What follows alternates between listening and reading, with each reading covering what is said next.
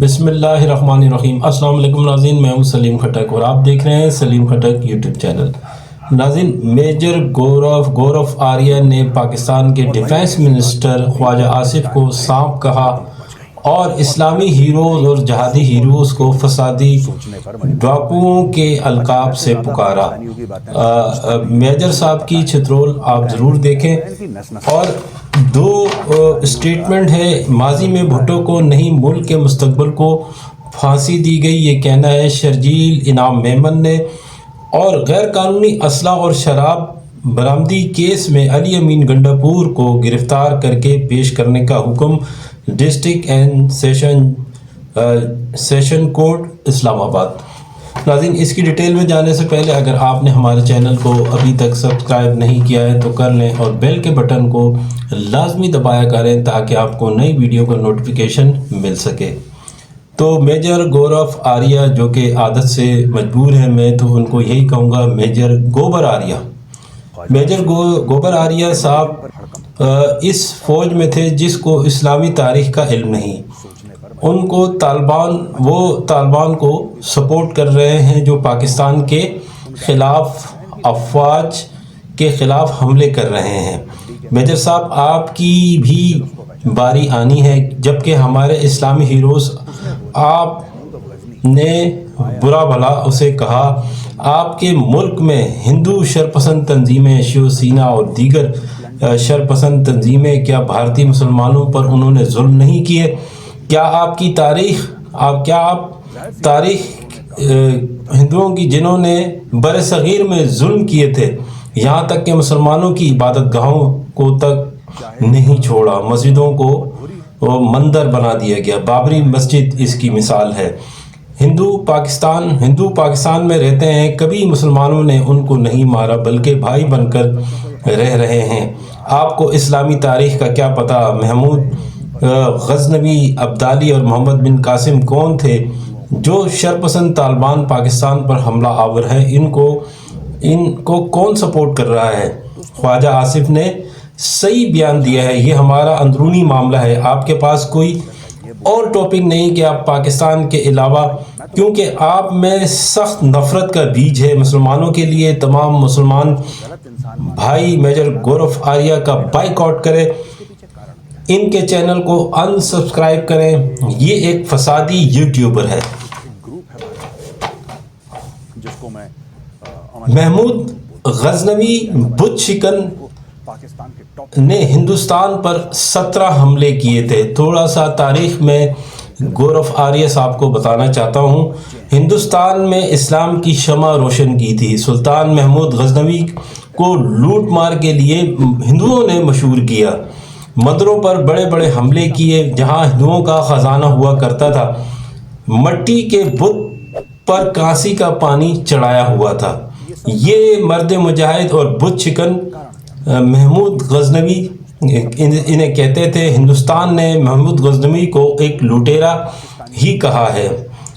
महाराजा जयपाल ने मुसलमानों के ख़िलाफ़ हमले की पहल की थी, फिर महमूद गजनवी ने उसे बुरी तरह हमला करके पसपा किया था। इस्लाम की शमा रोशन की सलाहुद्दीन अयूबी सुलेबियों के ख़िलाफ़ लड़ता रहा। ये दोनों बेहतरीन जर्नेल थे।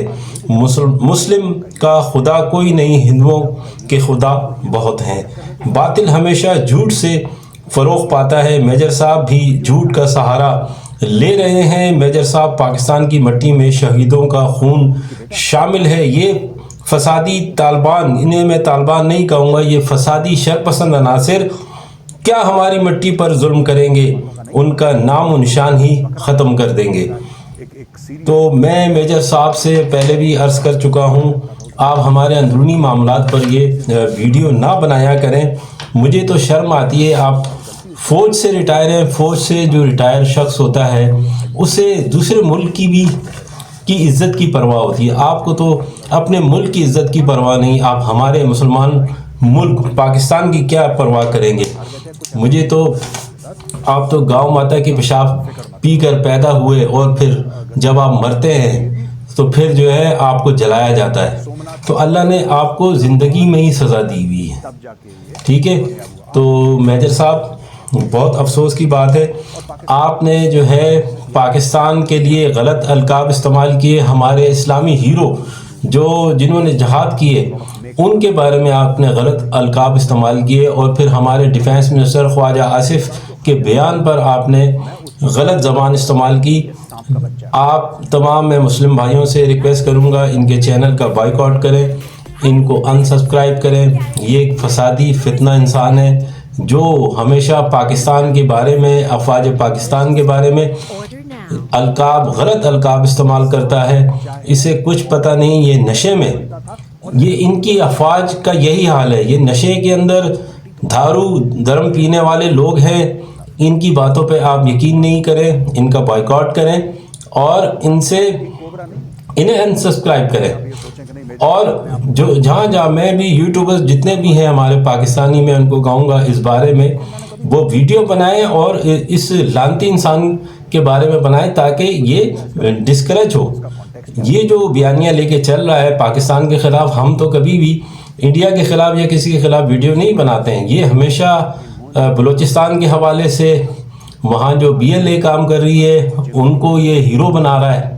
ٹھیک ہے, ظاہر ہے انڈیا کی انوالومنٹ ہے وہاں پہ, انڈیا بھرپور طریقے سے وہاں انوالو ہے.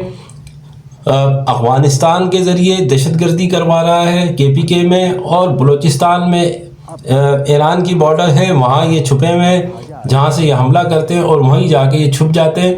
تو میں آرمی چیف سے بھی ریکویسٹ کروں گا کہ جی یہ جو میجر گورف آریہ ہے ان کو جو ہے شٹ اپ کال دے, کیونکہ یہ پاکستان کے بارے میں, ہماری افواج پاکستان کے بارے میں, اور ہمارے جو اسلامی ہیرو ہیں محمود غزنوی, محمد بن قاسم اور دیگر ہمارے جو ہیروز ہیں ان کے بارے میں انہوں نے غلط القاب استعمال کیے.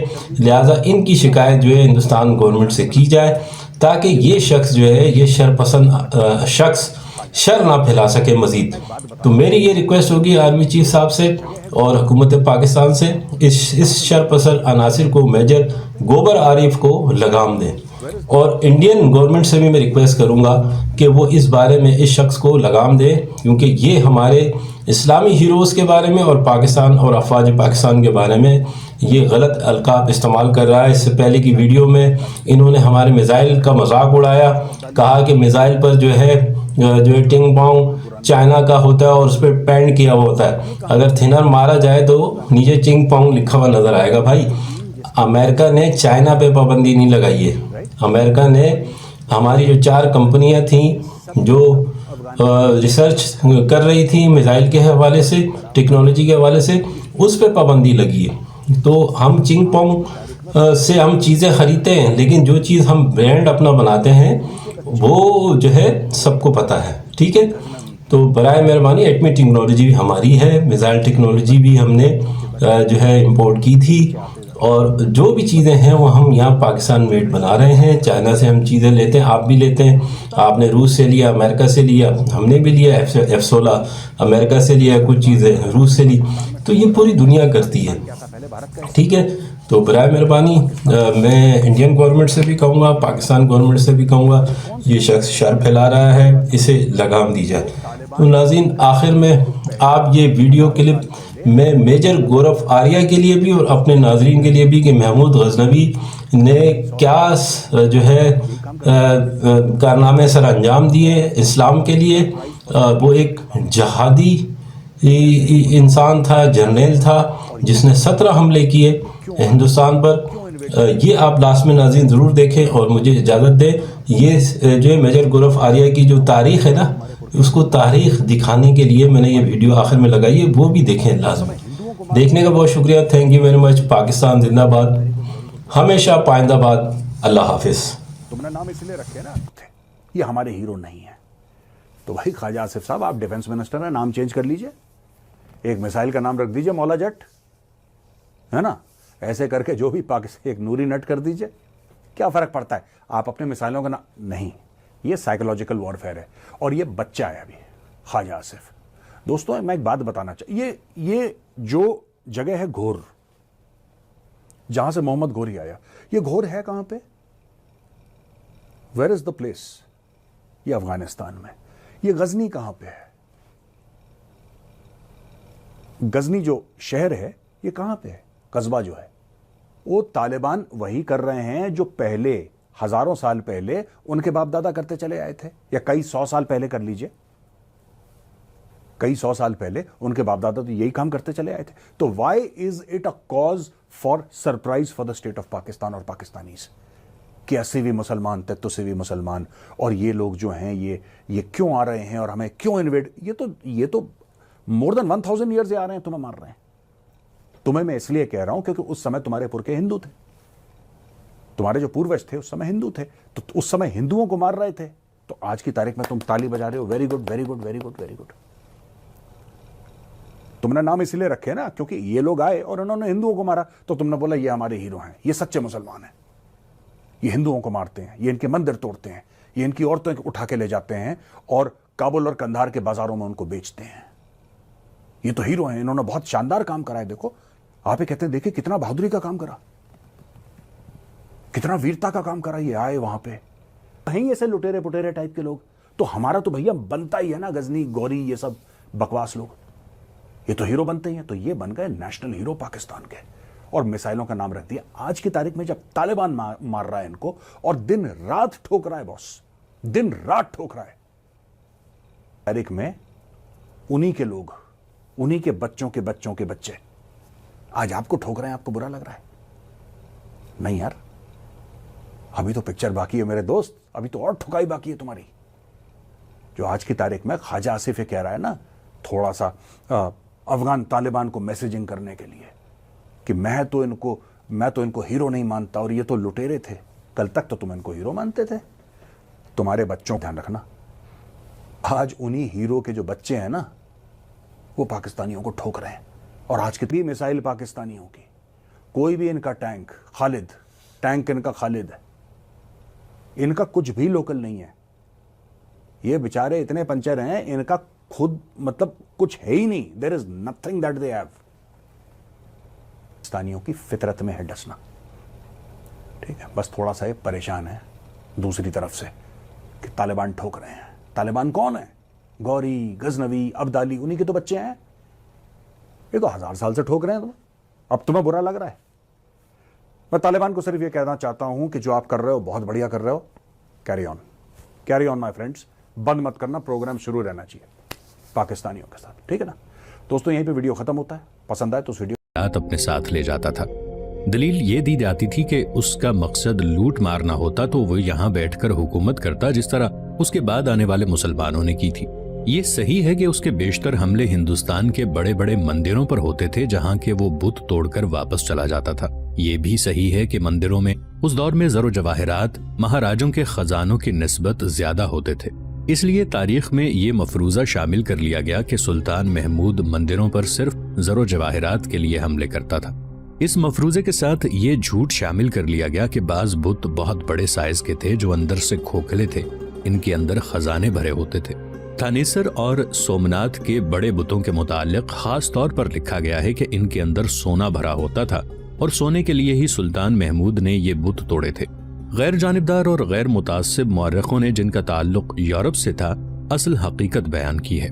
उन्होंने लिखा है कि तमाम बुत ठोस थे. इनमें से जो ज्यादा अहम और मुकद्दस थे वो भी मिट्टी के बने हुए थे और उन पर कांसी चढ़ाई गई थी. थानीसर के बुत को सुल्तान अपने साथ गजनी ले गया और उसे तोड़कर उसके टुकड़े टुकड़े घोड़ दौड़ के मैदान में फेंक दिए थे. सोमनाथ के बुत के मुतालिक गैर मुतासिब मौरखों ने लिखा है कि सुल्तान ने इसके 2 टुकड़े किए, फिर 2 के 4, 4 के 8, 8 के 16 और 16 के 32 टुकड़े करके उन्हें बाहर फेंका और उन पर से अपनी फौज गुजार दी थी. नाजरीन, अंग्रेजों के दौरे हुकूमत में निसाबी किताबें हिंदू मुसन्निफों की लिखी हुई होती थी. अंग्रेजों का महकमा तालीम इन किताबों को मंजूर कर लिया करता था क्योंकि खुद अंग्रेज की दिलचस्पी इसमें थी कि मुसलमानों की तारीख को मस्ख किया जाए. अंग्रेजों ने खुद भी हमारी तारीख का चेहरा मस्ख किया. सैयद अहमद शहीद रहमतुल्लाह अलैह को डाकू कहा और 1857 की जंगे आजादी को हिंदुस्तानी सिपाहियों का गदर कहा. कलकत्ता का ब्लैक होल अंग्रेजों की मनगढ़ंत और बेसरोपा किस्सा है. अंग्रेजों ने अपने इस खदशे को छुपाकर भी नहीं रखा कि हिंदुस्तान में हुकूमत बरतानिया के लिए अगर कोई कौम खतरा बन सकती है तो वो मुसलमान है. अंग्रेजों का ये खदशा सही साबित हुआ. हिंदू सुल्तान महमूद गजनवी को मर्द मुजाहिद और बुत शिकन क्यों कहते? ہندو تاریخ دانوں نے اورنگزیب عالمگیر کے ساتھ بھی یہی سلوک کیا ہے۔ انہوں نے انگریزی حکومت سے یہ فائدہ اٹھایا کہ سلطان محمود کے جہاد کو گھناؤنے طریقے سے نصابی کتابوں میں شامل کیا۔ یہی کتابیں مسلمان بچے بھی پڑھتے رہے۔ سلطان محمود کی تاریخ کو 17 حملوں تک محدود رکھا گیا۔ پاکستان معرض وجود میں آیا تو بھی وہی نصاب رائج رہا اور سلطان محمود غزنوی کی 17 حملوں کی وجہ سے ہی پہچان بنائی گئی۔ اب بھی آپ کو نصابی کتابوں میں وہی کچھ ملے گا جو انگریزوں کے دور میں لکھا گیا تھا۔ پاکستان میں نصابی کتابیں لکھ کر اسکولوں کالجوں کے لیے منظور کرانا ایک کاروبار ہے۔ اس میں لین دین کا خیال رکھا جاتا ہے، کھایا پیا جاتا ہے۔ یہ نہیں دیکھا جاتا کہ ان میں جو کچھ لکھا گیا ہے وہ کہاں تک مستند ہے اور بچوں پر اس کے کیا اثرات مرتب ہوں گے۔ نصابی کتابوں کے علاوہ آزادی سے پہلے جو کتابیں عام مطالعے کے لیے لکھی گئی تھیں ان میں بھی سلطان محمود کو لٹیرا ہی ظاہر کیا گیا۔ یہ زہر پاکستان میں بھی پھیلایا گیا۔ مثلاً 1978 میں پاکستان میں انگریزی زبان میں ایک کتاب چھپی ہے جو 1928 میں ہندوستان میں چھپی تھی۔ اس کا مصنف محمد حبیب BA MLC ہے جو علی گڑھ یونیورسٹی میں تاریخ اور سیاسیات کا پروفیسر رہ چکا ہے۔ یہ کتاب سلطان محمود غزنوی کی زندگی، اس کے کردار اور اس کے کارہائے نمایاں کا ایک تجزیہ اور مطالعہ ہے۔ پیش لفظ میں اس مسلمان مصنف نے لکھا ہے کہ مسلمانوں نے سلطان محمود غزنوی کو برگزیدہ شخصیت سمجھنا شروع کر دیا ہے، جس سے تو پیچھے مسلمان حکمران غزنی کی سلطنت پر کہیں نہ کہیں حملہ کر دیتے تھے۔ سلطان صلاح الدین ایوبی کی طرح سلطان محمود کے بھی اپنی قوم میں دشمن موجود تھے جو اس موقع کی تلاش میں رہتے تھے کہ سلطان ادھر ادھر ہو تو غزنی پر قبضہ کر لیا جائے۔ ہندوستان میں ہر فتح کے ساتھ ہی اسے پیغام ملا کرتا تھا کہ غزنی پر فلاں نے حملہ کر دیا ہے۔ یہ ایک مسلسل خانہ جنگی تھی جو سلطان محمود کو لڑنی پڑی۔ وہاں ایمان فروشوں کی کمی نہیں تھی۔ انہوں نے سلطان محمود کو کبھی مہلت ہی نہ دی کہ وہ ہندوستان میں باقاعدہ اپنا دارالحکومت قائم کر سکتا۔ یہ تو کہا گیا ہے کہ سلطان محمود نے ہندوستان پر حملے کیے تھے، مگر یہ کم ہی کتابوں میں لکھا گیا ہے کہ ہندوؤں نے غزنی پر کتنے حملے کیے تھے۔ حملوں میں پہل ہندوؤں نے کی تھی۔ مہاراجہ جے پال نے غزنی پر پہلا حملہ سلطان سبکتگین کے دور حکومت میں کیا تھا۔ سلطان سبکتگین کی زندگی نے وفا نہ کی۔ اس نے اپنے بیٹے سلطان محمود کو وصیت کی تھی کہ ہندوستان کے مہاراجوں کی جنگی قوت سے اپنی سلطنت کو بچانا چاہتے ہو تو انہیں چین سے نہ بیٹھنے دینا۔ وہ غزنی کو نہیں، اسلام کو ختم کرنا چاہتے ہیں۔ اگر غزنی ہاتھ سے نکل گیا تو ہندو عیسائیوں کے ساتھ اتحاد کر کے خانہ کعبہ تک پہنچیں گے۔ یہ خیال رکھنا کہ تمہارے حملے انتقامی جذبے کے تحت نہ ہوں بلکہ ان کا مقصد بت پرستی کا خاتمہ ہو۔